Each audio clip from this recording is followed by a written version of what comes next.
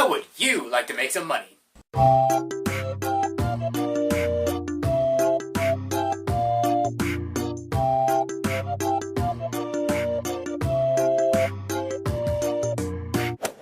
Hello, I'm Knuckle Joe, and welcome back to Place It Out Here Collab.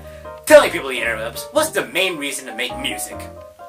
To create a piece of art that shows beliefs through the pleasure of catchy and interesting rhythm and riffs. Haha, you stupid twat.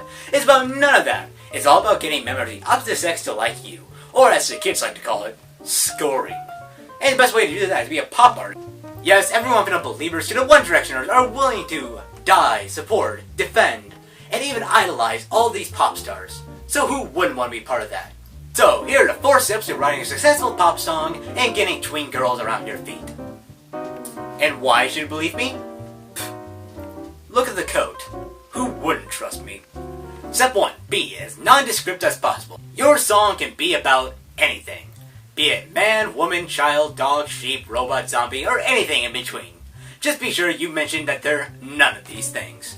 Yes, all pop songs give no special features to their subject. All they do is give a vague cutout, so that way any listener listening to the song can think that the song is about them.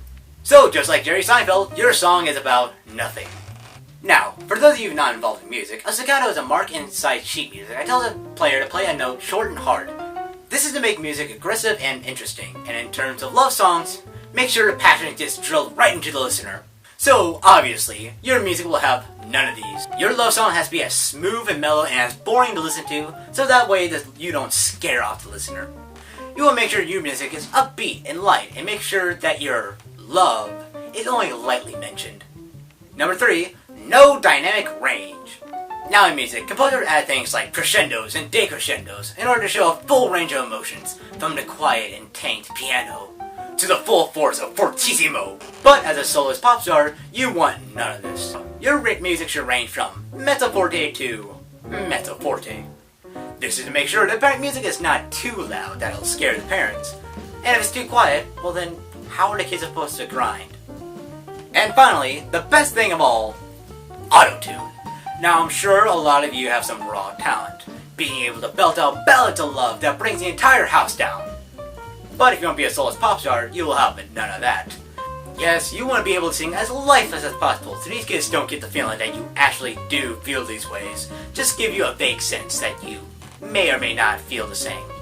But never fear, because auto-tune is here. And auto-tune is the miracle of the world to make you sound like an over-sexualized robot and make sure that you have no human emotion at all in your human love song.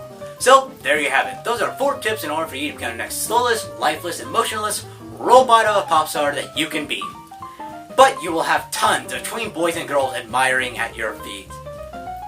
If you like this video, be sure to give it a like. If you want to see a lot more faces prettier than mine that aren't tween girls, be sure to hit that subscribe button. I'm Knuckle Joe, and I'm just reminding you, as much money as you'll make by becoming the next pop star, just always remember,